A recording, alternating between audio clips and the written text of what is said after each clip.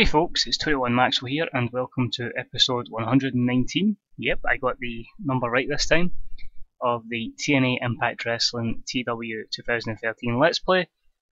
Today we're going to go for something a little bit different. There'll be no show being booked today. It was requested, I think it was last month, that a few people wanted to see the likes of the state of the industry and how other companies are doing, so we're looking at that, and we'll also be looking at just basically going over our roster, seeing who's went over in popularity and increased it, and who's been steadily on the decline. So change of pace today, and it would have been done a lot earlier, but unfortunately I've been booking way in advance because one, the save is that addictive and I keep booking and it's so much fun, and I'm trying to get a lot of stuff backdated before the new FIFA comes out, because I know when new FIFA comes out I'll not be touching anything YouTube related for that month. So yeah, let's crack on with it. We'll start with ourselves. Why don't we start with ourselves, eh? So just a few things to look at ourselves here. I'm just going to be going through everything through the profile section. We'll just go through minor bits of like storylines, stuff like that, and then we'll move on to WWE, and then we'll come back and do our roster at the end of the show. Right, so you can look at us, a national size company, 9th in the rankings. We're located in the southeast. 2 TV shows, I think we're doing okay with that. We have just done a deal to extend Impact Wrestling to Europe. I think it's FX Europe we've extended with, so that's hopefully going to get us some more popularity in Eastern Europe. In fact, the 4 regions of Eastern Europe, sorry, so that would be, I don't even know what they're calling this. We go Central Europe, Eastern Europe, Scandinavia, and the Mediterranean. Yep, that's 3. The 4 regions will be hitting next month. After that, we may look to venture out to Japan and then maybe Mexico. But I felt let's go Eastern Europe. We've got a small base there that's already over in the Mediterranean and Central Europe, so improve those kind of regions. Quite happy with America's going. I said rather Great Lakes get a wee bit higher. Canada, I suppose we can work on the Maritimes or Maritimes. I'm not sure how you pronounce that. Eventually, then maybe we'll move on to the UK and British Isles as well. But I think we're quite happy with our size. Just important that we maintain a national rating. Also, another thing I want to just confirm before we begin any further, I've tried to get a working partnership with Ring of Honor. Should they decline it, I'm going to take the biggest risk of this save so far, and I'm going to declare war against them.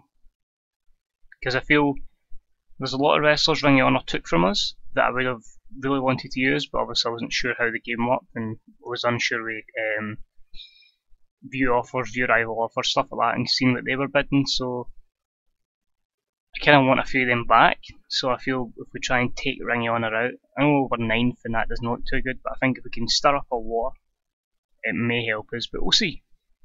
Don't really want to look at the roster, so that'll be later on. We'll look at that end of the episode. Our titles, the prestige levels, 51 for Ricochet in the case, that's going to stay there, it's only going to go up every year. The Central Championship is at a C plus 68, so Drew Galloway had it for between April and July. Only defending it twice. Hopefully now we can maybe get Ricochet as a defending champion and hopefully get his prestige levels up to a 70. The women's knockout division is dropped to a D41. So it's actually went down. Evangeline, I love winning it off of Miriam, but she had a good run from January to July. Just helps. Time to give someone else a chance, and it gives Angelina her 7th title reign. The World Heavyweight title is up on A91. Interesting that we've had, was it 6 champions? I think Lashley started as champion when I started the save. He lost it the first Bound for Glory to Bobby Roode, who lost it to Magnus. He lost it to Chris Hero, who took it all the way up to the next Bound for Glory. And CM Punk had it from Bound for Glory up until June, so he had a long reign there. He lost to Samoa Joe. And that's his only 2nd title reign, which is really hard to believe, but good to see the prestige of the titles up on A91. The tag team titles are back up to a C plus 70, so that's good. Yeah, I feel this is a really solid tag team. Not sure how much longer they'll have with the belts, but they've dominated, and it's certainly added to the prestige of the tag division. X Division's probably the one that's had the most title changes. I keep changing my mind. There's been a lot of defences of it right now. I just like keep changing my mind, people leaving. But anyway, we've given Morrison it, and hopefully he can add a bit of prestige to it, and hopefully, get some actual feuds going on in that division. So storylines, I'll look at that later on then. I can look at that when we leave this actually, sorry. But I say most of the storylines I think will be cancelling and moving on, but we can go back to that. The product, only small things as heavy as traditional and mainstream, medium comedy, our match intensity is 30, our danger's 10. Got a women's division, I may actually push that into integrated just to try and get them a bit more over, but we'll look into that. And of course we've got a face and heel divide. We've got no TNA levels just to try and make the women be respected within this company. The tour just says we're a national company in the southeast, we're financially strong, we've got 2 TV shows and a pay-per-view deal. That's quite good. We're ranked as 9th in the world in pop, which is bad, but the one that I was really worried about, as I've kept saying, is that we're the 28th richest company overall. That was really, really bad. I was wanting us to at least be number 2, so we'll try and be in a position to keep making profit. But most over guys, EC3, Samoa Joe, Rocky Romero, Adam Cole and CM Punk will document their overness, as I say, later on as well. So look at the top 100 actually. So my best ever event has been a TNA Destination X. You'll notice now most of the good events have been since Punk's been here, and they tend to fall this year and last year, but a lot of B pluses there. So happy with that. You can see overall every match that seems to have an A plus or whatever involves CM Punk, apart from one where it's Daniel Bryan and Adam Cole. In fact, 2 sorry, that are Daniel Bryan and Adam Cole. But everything else has just been CM Punk. But if I had to go from an event, sorry, and put it to 2014, you see there, a couple of set of B's and then a lot of C pluses. You go to 2015, starting to get the B's and the B pluses, and then 2016 again, it's just up to the B pluses. So steadily improving year by year. Matches again, 2016 probably the stellar year. We started improving in 2015. In 2014 you can still see I just didn't have the star power of CM Punk to really get over. Tendencies, you can see a couple of bad events there, but believe it or not, our best attended show in 2014 ended up being our worst show. Managed to get to 32,000 and we've had some going up to 34,000 this year, but it's kind of varied. It just really depends on the prestige of the pay-per-view, I guess, and how we're doing in attendances. And then the alumni just shows how many wrestlers I've went through. Unbelievable. I keep wanting to push people and then not, and could be here naming every one of them, but the people I'd love to see back that were actual members of the roster, not loans: AJ Styles, Austin Aries, Bobby Roode, bring back Brett Major, we had him for a short spell. Looking down who else I'd lost, maybe look at bringing back Eddie Edwards at one point. Who else we got? Jay Briscoe we had very shortly spell. Kenny King, Kevin Steen we had, and he left very quickly. Maybe look at Low Key, Mark Briscoe's in there as well. Let's see who else. Nick Aldis, obviously Magnus I'd like to bring back. Or people that kind of went to Ring of Honor. Why not bring back Steve Blackman? I mean, there's a few people obviously like Seth Rollins, John Cena that have all been from loans, and Daniel Bryan and Cesaro as well. So that is, as I say, TNA. We'll have a look, as I say, at the roster, and the storylines will come up now. Bank on it was a B-74 between Drew and Ricochet. We'll maybe have Drew having a rematch. I'm unsure about that, but the plans going forward definitely keep Ricochet on the title. Unsure what I'm doing with Cole and Jericho at the moment, but that's at B-75. The tag team B83, I do have plans to keep these going and add a little bit to it, which maybe will surprise people, maybe won't, but very happy with how that's going. I don't know what I'm doing with this, because it's really just a case of putting the nation over and kind of jobbing out the Hardys before we release them. The world title between Punk and Joe, I think we'll have one final rematch. The women's division is probably going to be between these four, Eva Lise and Melissa as well. And then the X division, Joey Ryan will be leaving, and we'll see what happens. Might even bring just some more X division guys in that aren't getting used to let them just get some pop from a storyline. Of course, our next event, which obviously is on the schedule, is Summer Abroad, which is just like not a pay-per-view, but just a show basically in Britain. I just want to do similar to Beast in the East. I'm just going to do it like Beast in the East was done. So I'll have title matches, but I think I'll probably still go with the fact that it's like a house show kind of feel, and see how it goes for there. And hopefully, if we can keep using it, TNA Crossfire can finally get some prestige to it, since it's still very low. So before we look at our roster and creative meetings and whatnot, we'll have a tour around the world. We'll probably look at some recognisable companies. So no better place to start than the WWE. So you can see here, just want to quickly show you this, we are 9th, but we are the only company apart from WWE that's national in importance. And in influence, we're the top influencing company.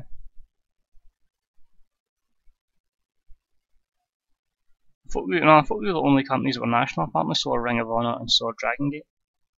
Well, maybe there's 4 companies that are national. Still weird to be like importance so low down, but influence top. I'm still learning about this part of the game. Confuses me a little bit. But anyway, WWE, as I say, we will have a quick look at the roster.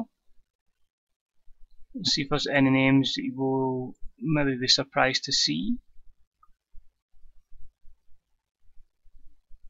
I don't really see any that are overly surprising at the moment. In fact, I think we'll make it easier and we'll go with our push. Go with main eventers. So who's main eventing in the WWE? Well, we've got Bad News Barrett. Bad News Barrett is up to 81 pop, so they've got him over. We've got Bray Wyatt at 77s. Brock's still up at 91. Across the board. Daniel Bryan sitting at 86s. We kind of dropped him out a little bit. Dean Ambrose 75, so he's still not getting to that next level. Dolph Ziggler at 74, so again another one that's not got to that next level. The first big surprise I'd say is Hiroshi Tanahashi, who's not only 83s across the board in USA, apart from a few places, he's also the WWE World Heavyweight Champion. Who would have thought that? The Japanese Cena is the World Heavyweight Champion in WWE. Cena's at 86s overall. They've also got Okada, who's at 82s, and he's going to be there and be the man for how long, given he's only 28. Randy Orton at 83s. Roman Reigns is still at 73, so he's not really getting over. They haven't pushed him.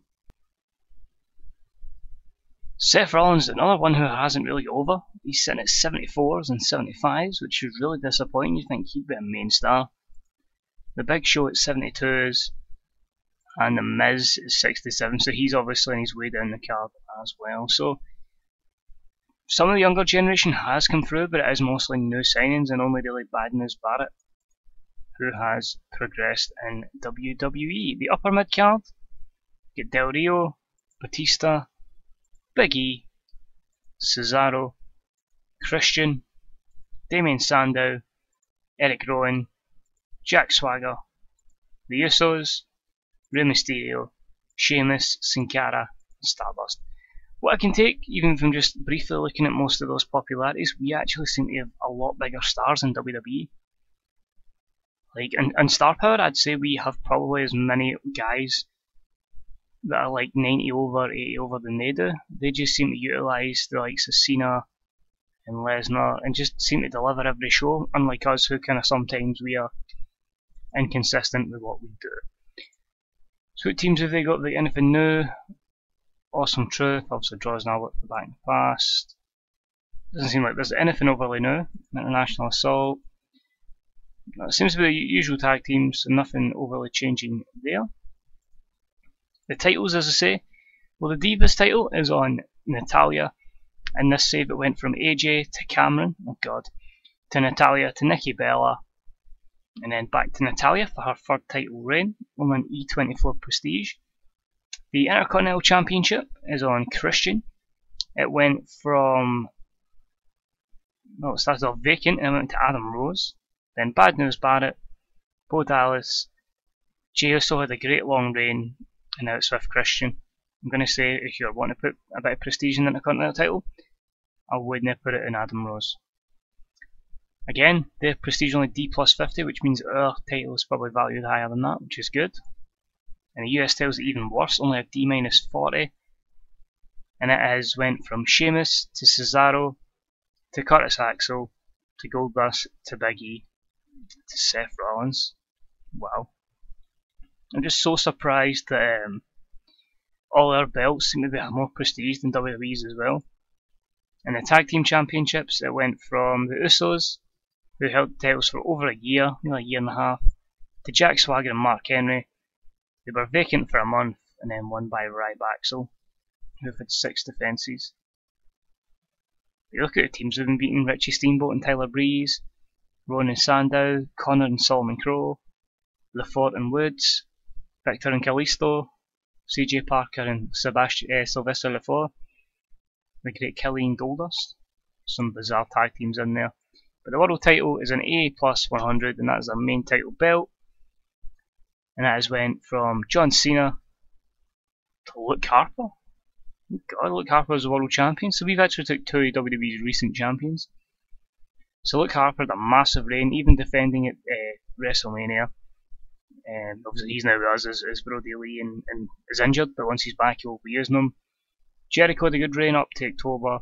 He lost it to Sheamus. Sheamus lost it at WrestleMania to Tanahashi, and he's had it ever since.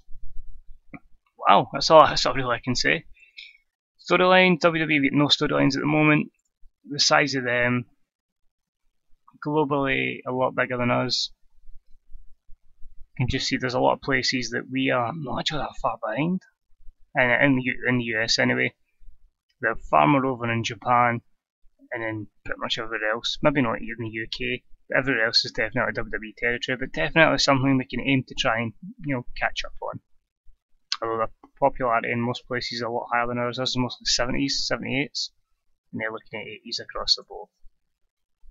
Product, they are comedy and risk, traditional and cult, match intensity is 12, match danger 6, women's division and the TNA levels are low. Company relationships, just NXT and AB Association Beateries de Catch is hostile. They're hostile with us as well for some reason. Their schedule is just Raw and SmackDown at the moment now, and the 12 pay-per-views. When's the next one? Right, I only watched it. Hell in a Cell isn't the same night as Bound for Glory, so I might need to change that. Their history, I don't know their history with their top 100 actually, sorry. I mean, they're getting A's across the board. Their top events this year have actually went down, so maybe they're in the decline, as most of their better shows seem to have came. Well, maybe they're not. They're getting A's every so often. Top 100 matches, they're getting 100s, A plus C's, so that's something to certainly go against and try and catch up with. As I just elbowed my mic for some reason. Touring the company, they are a national sized company who are based out in New England. Huge financial muscle power, and they have 2 TV shows and run pay-per-views. They are the richest company and ranked number 1. Their main guys, Lesnar, Bryan, Cena, Tanahashi and Randy Orton. So we've had 2 of them come into our company and try and help us. Let's see, alumni, who have they sacked? Well, they've had Adam Cole on loan from us, they've sacked Santino, Zack Ryder, Luke Harper, Jericho, the Great Khali, Hornswoggle, Kane, Jeff Hardy on loan, they've had Joey Ryan and John Morrison on loan, they've sacked Taker, Mark Henry, they had Michael Hutter on loan as well, RVD on loan, and they've sacked the likes of Paul Heyman and Vince McMahon is gone. So they are 83 prestige, 87 momentum, 2 TV deals, and yeah, seem to be getting over quite well. I'm just looking. Yeah, mostly just loans from us in the pay-per-view, so nobody's really left recently. But if somebody does decide to leave, we'll try and go for them. So we did try and get Alexa Bliss. Before that, we tried to get Cesaro. I'm pretty sure we had a chance to try and sign Charlotte, and we had a big deal in for Okada as well. So we're really trying to compete with them. But as a company that has been international and has dropped, it's a bit hard to try and compete against them. I think that is it for the WWE. Next up, let's have a look at Dragon Gate, because obviously they're one that's growing massively over time in this. They have 1 show, which is Dragon Gate USA Evolve Crash. Second, they're only a cult, but they are 82 and 84 for prestige and momentum. respectively. We'll just have a look at the kind of wrestlers they've got. All should be on written deals. Yep. So you start off, you get AJ Styles. Just got to get through the roster. Get Akira Tozawa. I think we'll do it by popularity because that's always to see who the main guys are.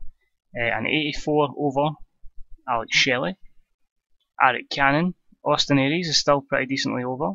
B-Boy.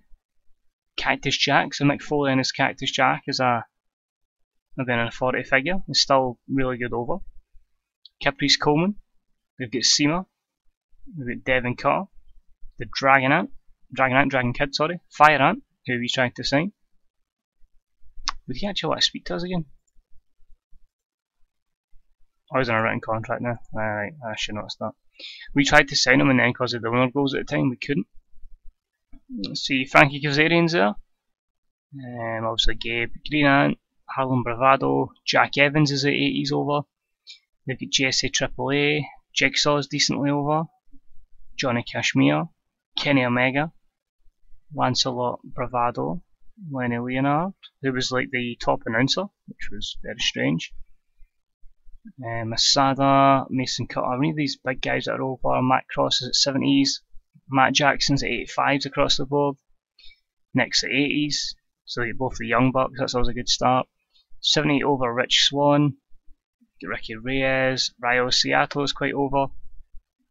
Let's see who else they've got that's over. 83 over for Sonjay Dutt, holy shit. Even so young for a female being 55s over is pretty decent. And then Sumisu Yokosuka, Ted DiBiase Sr., Teddy Hart, and they've called Taz back to the Taz Maniac. This is your number 2 company. In the rankings, their titles, they open the Freedom Gate Championship is Matt Jackson, sorry, is champion. He beat Nick Jackson. Previous champs in the game have been Ricochet and Trent. Open the United Gate is now Fire Ant and Eric Cannon. They defeated the Bravado, first off was the Bravado brothers, then Shingo and Ua Nation, Tozawa and Yokosuka, and now it's them.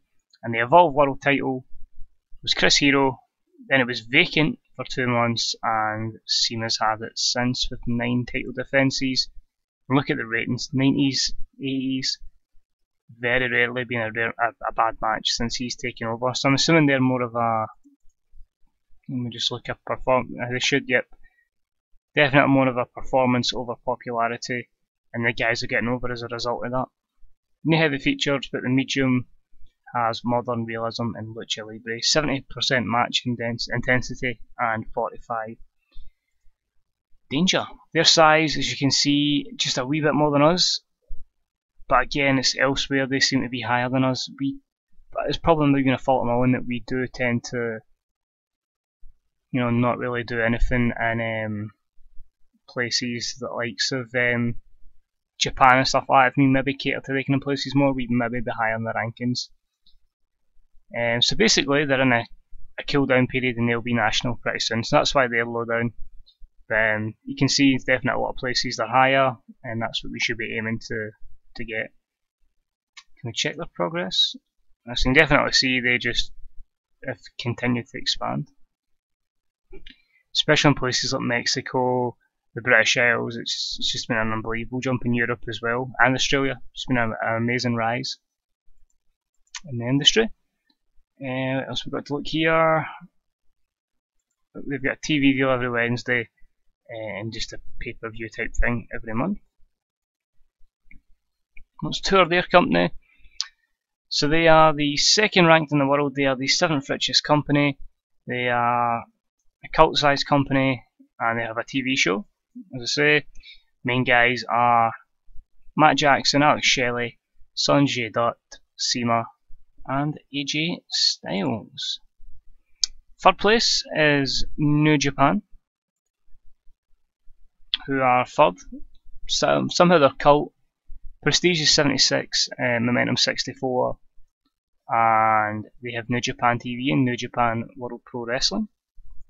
Their roster obviously is a bit of a dunt because we've stole some, and the WWE has stole some. Let's look at their main eventers. They have Alex Kozlov working there, as well as us.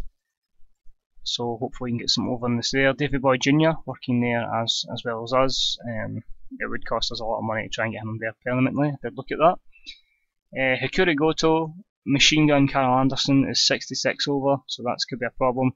They still have Kenta. That is how long ago this save started, that he was still there and hadn't been approached by WWE, so if you look at his employment, he's been there the whole time. And definitely, if he becomes available, it's somebody we'll probably look at. Minoru Suzuki, Rob Conway, Satoshi Kojima, Shingo Tagaki, apologies for any butchering, and Toru Yano. So they've really been hampered by everybody coming to the US.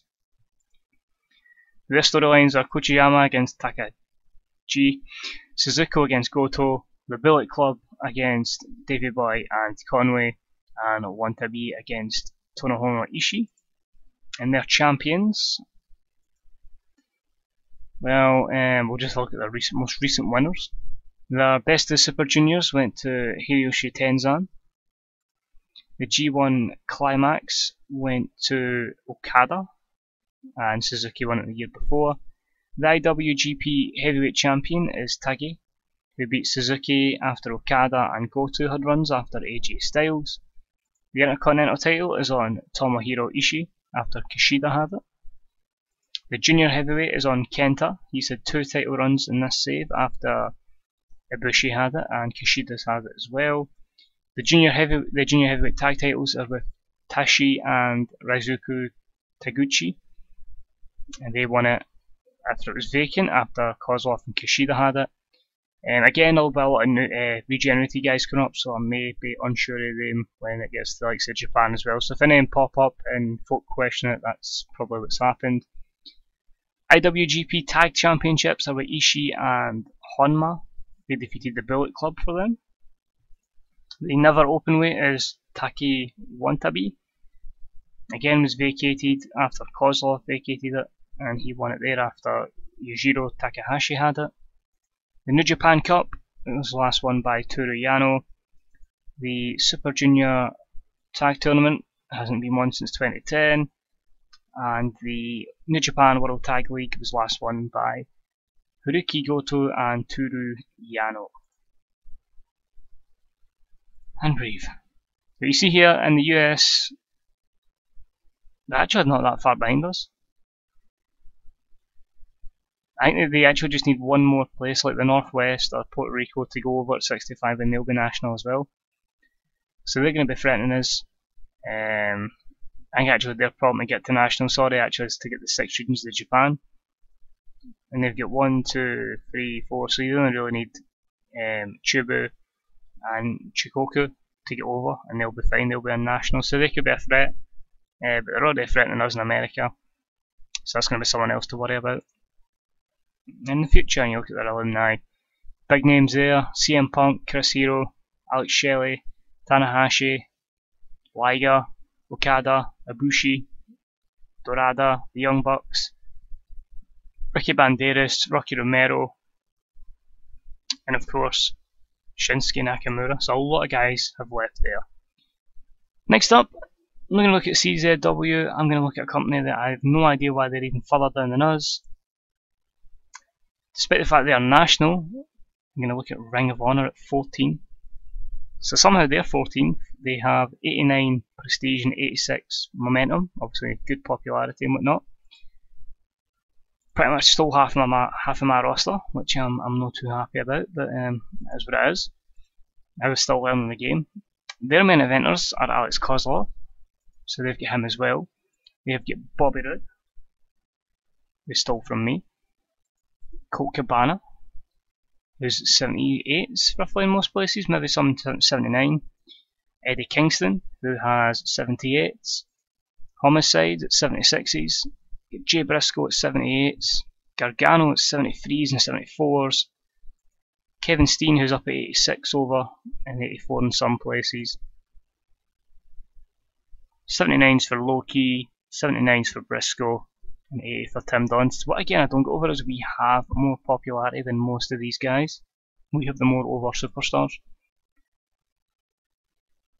The Ring of Honor World Champion with 100 Prestige is Paul London, who won it from Low Ki, and has just won it from Low Ki.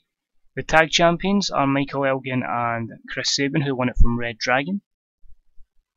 And the television champion is Johnny Gargano, who won it from Chris Sabin. I'm pretty sure with Johnny Gargano as well. No, we haven't had him. But there must have been a different save. I was going to say if we didn't use him at that age, I'd have been very, very surprised. The storylines have Homicide against Eddie Kingston, Jay Briscoe against Robert Roode, Paul London against Kevin Steen, Tim Donst against Jay Briscoe. Look at their tour. 14th in the world in pop, but they're the 17th richest, so they're actually not much better than us. Steen, Roode, Low Ki, Paul London and Donst are their top guys. And if you're looking at their size, you can see probably why they're so low in importance, because they're over in Mexico, they're over in Canada, really over in the US, and have done nothing globally, so that's probably why they're low down. Probably lower than us, I think. So it definitely seems like importance is factored into everywhere around the world, and we really should have probably focused more on getting over in the US and allowing our TV deals to get us over elsewhere. Apart from that, one last place I want to look at, in fact, we'll look at Dragon Gate as well, because they're obviously a good bit over as well. There's 64 Prestige, 82 Momentum with Dragon Gate Infinity. I think they're just going to be most of the same guys. Yep, so they've got King of the Gate is with Tozawa. Kazushi Miyamoto is the Open the Brave Gate champion. Open the Dream is Masaki Kono. Brother Yashi is the Open the Orwai Gate champion. The Open the Triangle Gate champion. I'm learning about these companies as I play. Jimmy Kanda, Kayushi Miyamoto and Ita. The Open the Twin Gate is Ryo Jimmy Seattle and Toyisha Matsuzaki. And the Summer Adventure Tag League is still Super Shillong and Ita. Their size again is really over in Japan. Sorry, slowly getting over in America. It's just elsewhere that they need to start working on. So that is another company that's ahead of us, more so because of how over they are in Japan. Well, if we're any storylines, will they? The Monster Army against Tayuki Sugi and Dragon Kid. Susumi Yokosuka versus Sima. Mayasuke Kono versus Akira Tozawa and Toyisha Mazuzaki against Super Shenlong. I'm pretty sure it's pretty much most of the same roster as it would have been in New Japan. Quick look at the main eventers. Yep, Tozawa, Sima, Daisuke Sasaka, none of them are massively over. Dragon Kid, Kono, Seattle, Yokosuka, Sugi, and Matsuaki. So again, this is a company that is more performance over pop, and that's how they are really getting over at this point in time. So you're probably wondering, what's the last company I want to check? Well, being from Scotland, I of course have to check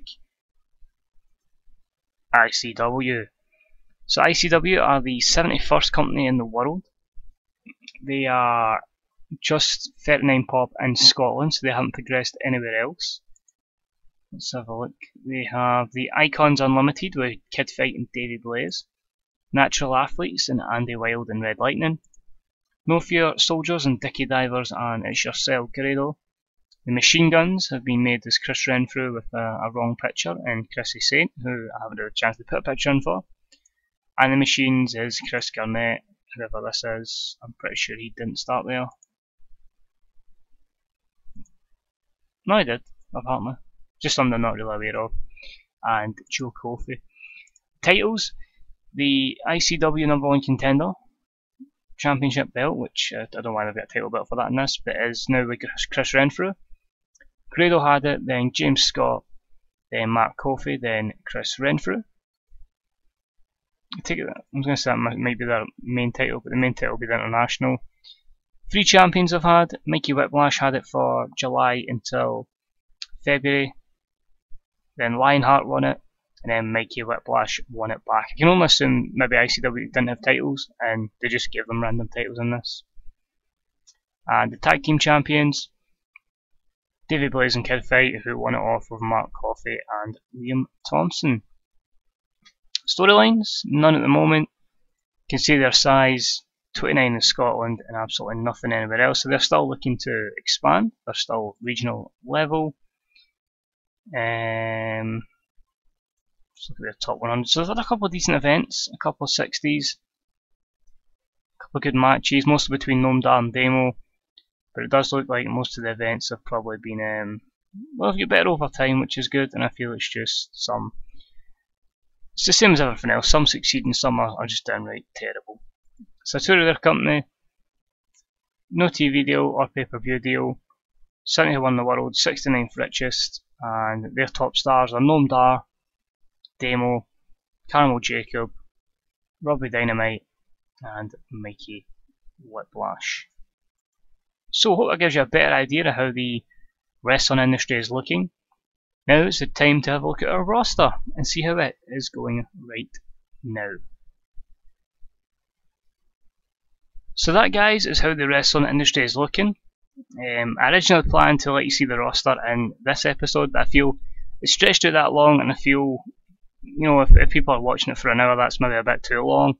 So what we'll do is we'll end the video there, and we'll have another video coming out next time, and that will just document who's went over in the roster, and then we can, after that, then look at building towards Victory Road, our next pay-per-view.